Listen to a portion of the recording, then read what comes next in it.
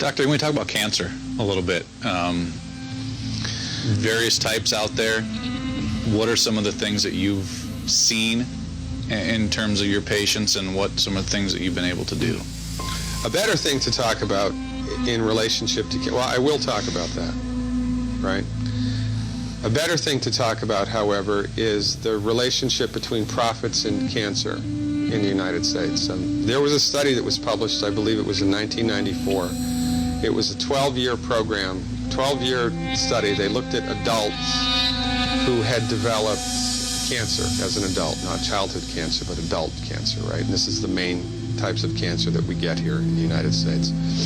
They did a meta-analysis of these people all around the world who developed cancer as adults for 12 years and were treated with chemo. And they looked at the results, and they published the results in the Journal of Clinical Oncology. And the results, 97%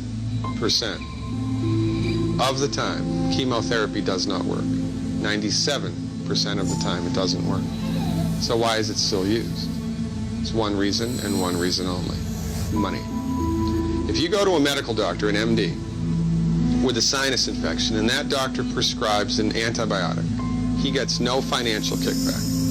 Now, if he prescribes 5,000,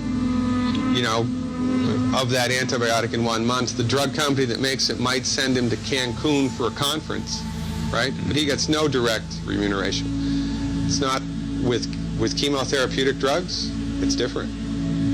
Chemotherapeutic drugs are the only classification of drugs that the prescribing doctor gets a direct cut of.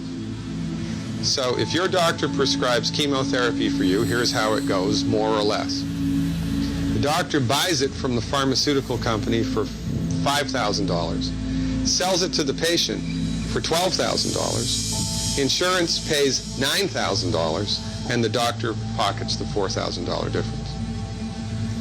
And there ought to be a law. The only reason chemotherapy is used is because doctors make money from it. Period. It doesn't work 97% of the time. If Ford Motor Company made an automobile that exploded 97% of the time, would they still be in business? No.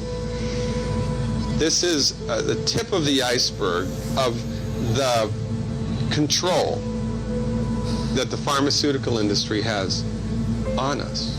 Most people have no idea of this at all. Now, I wrote a book. It's called The MD Emperor Has No Clothes, right? In my book, I have a bulleted list of 10 questions that every cancer patient should ask their doctor. 10 questions. I've had patients kicked out, literally, kicked out of the oncologist's office because the doctor was PO'd that the patient was asking him these questions. And these are just common sense questions. Cancer treatment in the United States, we have lost the war on cancer. We have lost the war on cancer. Why? Because cancer is not a reductionistic phenomenon. Cancer is a holistic phenomenon. And when you try to bring a reductionistic methodology like drugs and surgery to bear on a holistic phenomenon, you will completely miss the boat each and every time. You cannot do it.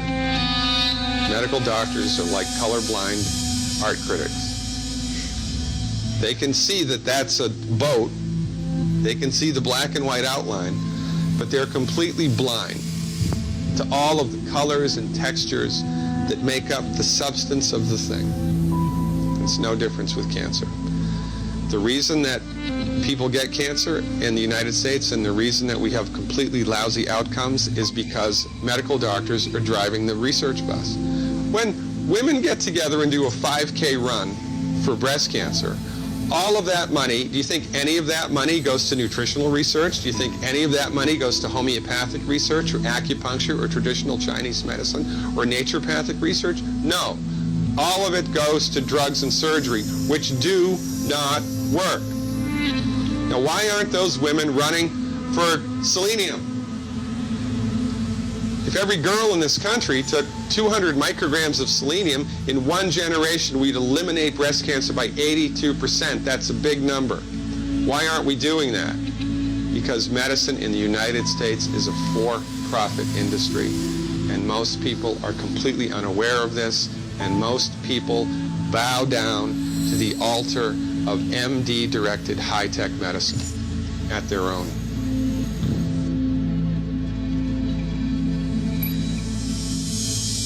The relationship between profits and cancer in the United States. Of the time, chemotherapy does not work. 97% of the time it doesn't work.